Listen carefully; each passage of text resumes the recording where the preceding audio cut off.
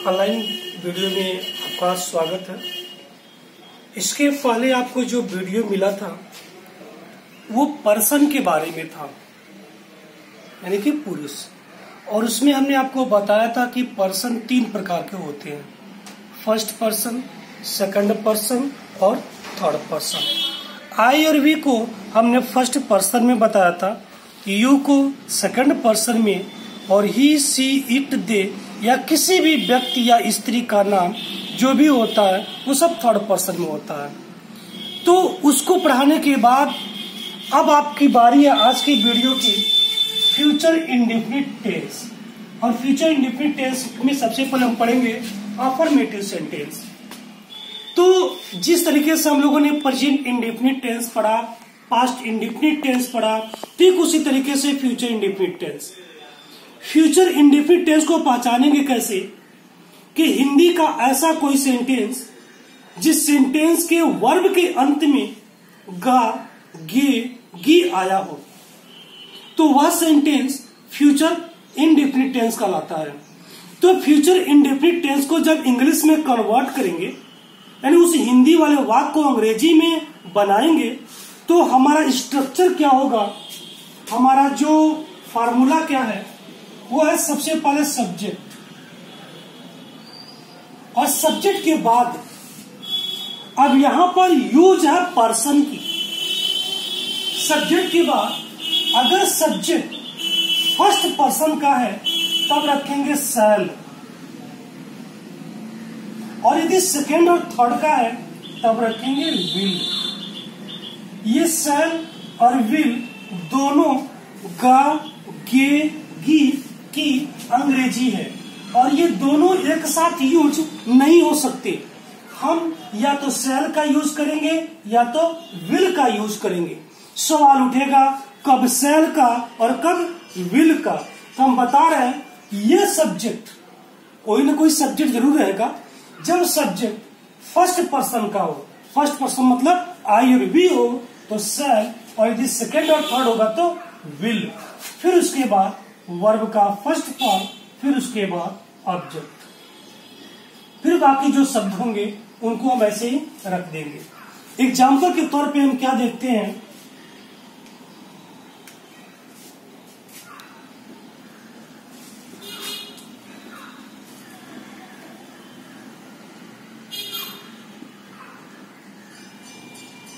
वो कल आएगा।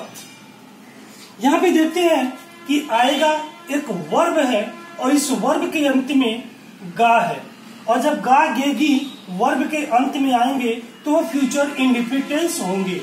और फ्यूचर इंडेफिनिट टेंस को इंग्लिश में कन्वर्ट करने के लिए सबसे पहले सब्जेक्ट, और सब्जेक्ट क्या है यहाँ पर ओ, और ओ को हिंदी में, अंग्रेजी में कहते हैं ही।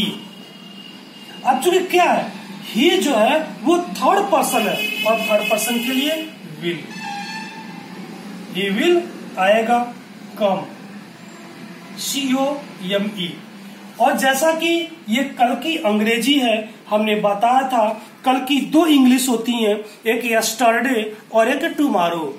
और इसके पहले भी वीडियो में हमने बता दिया था कि पास्ट टेंस में जब कल का प्रयोग होगा तो पास्ट टेंस के लिए यस्टरडे और फ्यूचर टेंस के लिए हमेशा टुमारो।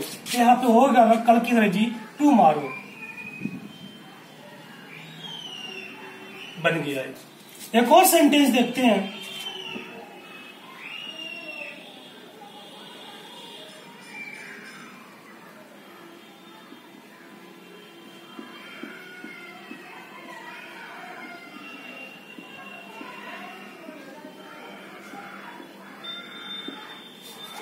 मैं बाजार से आम लाऊंगा। यहाँ पे देखते हैं कि लाना वर्ब है और इसके अंत में गागेगी है। जब गागेगी रहेगा ना तो ये सीधे फ्यूचर इंडेफिनिट टेंस है। और फ्यूचर इंडेफिनिट टेंस के लिए जब इंग्लिश में बनाएंगे सबसे पहले सब्जेक्ट, और सब्जेक्ट क्या है, मैं, और मैं की इंग्लिश क्या होती है, आई। और आप अच्छी तरह जानते हैं आई जो नामक शब्द है ये फर्स्ट पर्सन है, और फर्स्ट पर्सन के साथ हमेशा शैल का प्रयोग होता है, आई शैल। फिर उसके बाद वर्ब, वर्ब क्या है, लाना, लाना की इंग्लिश ब्रिंग। क्या लाऊंगा, मैंगो, ऑब्जेक्ट है। बाजार से, जैसा कि मैंने से की कई इंग्लिश में पढ़ा चुका हूं अब तक, लेकिन एक चीज है कि जब कोई भी चीज किसी जगह से अलग होती है तो जगह से अलग होने के लिए हम लोग फ्रॉम का प्रयोग करते हैं। तो बाजार से एक जगह है, यहाँ पे लगा देंगे फ्रॉम दी मार्केट। ये सेंटेंस बन गया। एक सेंटेंस और देखते हैं।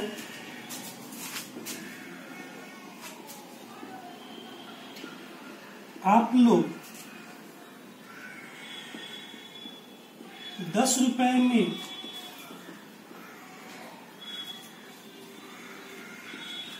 एक कलम खरीदेंगे। अब यहाँ पे क्या देखते हैं कि ये वर्ब के अंत में गे नामक शब्द है, एंड गे जब आया तो एकदम क्लियर है ये फ्यूचर इंडेफिनिट टेंस है। और फ्यूचर इंडेफिनिट टेंस को जब इंग्लिश में कन्वर्ट करेंगे, सबसे पहले आप लोग, और आपको पता है कि तुम लोग, तुम सब, आप लोग, आप सब, इन सब की अंग्रेजी होती है यू, और यू सेकंड पर्सन है, और सेकंड पर्सन के साथ हमेशा लगता है विल। अब खरीदना की इंग्लिश वर्ब है बाय। क्या खरीदेंगे? एक कलम और पेन। अब यहां पे 10 रुपए में, इस सेंटेंस पे गौर करने योग्य है। मेक इंग्लिश या बहुत से लोग सोचेंगे सर इन 10 रुपीज का प्रयोग करेंगे, लेकिन हम कहेंगे इन का यहां पर प्रयोग नहीं होगा। तो इनकी जगह क्या होगा सुनिएगा। किसी भी वस्तु को खरीदने या बेचने में, कोई भी वस्तु उसको खरीदा या बेचा जाता है, तो किसी भी वस्तु को खरीदने या बेचने में जितनी धनराशि का प्रयोग करते हैं, जितनी भी धनराशि का प्रयोग करेंगे, उस धनराशि के पहले हम लोग फॉर का प्रयोग करते हैं। फॉर 10 रुपीज या रुपीज 10 दोनों कर सकते हैं, या रुपीज 10। आप इन दोनों में से कोई प्रयोग कर सकते हैं, इस तरीके से लिख सकते हैं। लेकिन यहाँ पे मेक इंग्लिश आप ही नहीं करेंगे बल्कि फॉर करेंगे। फॉर क्यों करेंगे? किसी भी वस्तु को खरीदने या बेचने में जितनी भी धनराशि का प्रयोग होता है, उस धनराशि के पहले हमेशा फॉर लगता है। हम जहां तक समझते हैं कि आप इसको समझ चुके होंगे। अब इस सेंटेंस की नेगेटिव को देखते हैं। नेगेटिव कैसे बनेगा? नेगेटिव सेंटेंस के बाद बारी आती है, सिंपल सेंटेंस के बाद बारी आती है नेगेटिव सेंटेंस की। तो नेगेटिव सेंटेंस के लिए हम स्ट्रक्चर क्या तैयार करते हैं? सबसे पहले सब्जेक्ट, और सब्जेक्ट के बाद या तो विल या तो सर। अब तो जान ही गए कब विल, कल सर, कब सर। उसके बाद नॉट, और नॉट के बाद वर्ब का फर्स्ट फॉर्म, फिर उसके बाद ऑब्जेक्ट। एग्जाम्पल देखेंगे, एग्जाम्पल कैसे बनेगा।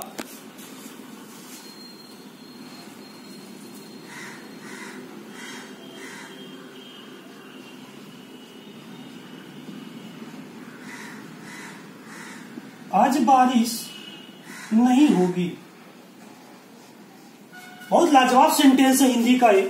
अब यहाँ पे देखते हैं, यहाँ पे गी है तो ये हो गया फ्यूचर इंडेफिनिट टेंस, और यहाँ पे नहीं है तो ये हो गया नेगेटिव सेंटेंस। अब इसका ट्रांसलेशन कैसे बनेगा? तो एक चीज कभी मैंने वीडियो बनाते समय जब एग्जाम्पल दिया था तो मैंने बताया था कि बारिश नामक शब्द जब वर्ब के रूप में आता है तो उसमें सब्जेक्ट नहीं पाया जाता, तो अपने पास से सब्जेक्ट लगाते हैं इट, और जब इट लग गया ना ये थर्ड पर्सन हो गया, अब हो जाएगा विल। अब उसके बाद यहीं पे नॉट, उसके बाद वर्ब है रेन, और आज की इंग्लिश टुडे। ये टुडे है ना, टुडे जो है ये एडवर्ब ऑफ टाइम है, ये हमेशा वाक्य अंत में प्रयोग होता है। इसको शुरुआत में करेंगे तो टुडे लिख करके कॉमा लगाना पड़ेगा। हम लोग कल उपन्यास नहीं पढ़ेंगे, यहाँ पे क्या करेंगे? वी, फिर शैल, नॉट, रीड, नॉवेल। कल की इंग्लिश टुमारो। ये आपकी इंग्लिश का स्ट्रक्चर है, ट्रांसलेशन है, फ्यूचर इंडेफिनिट टेंस, सिंपल हो गया, नेगेटिव हो गया, अब इसके बाद हम लोग आगे की चीजें पढ़ेंगे।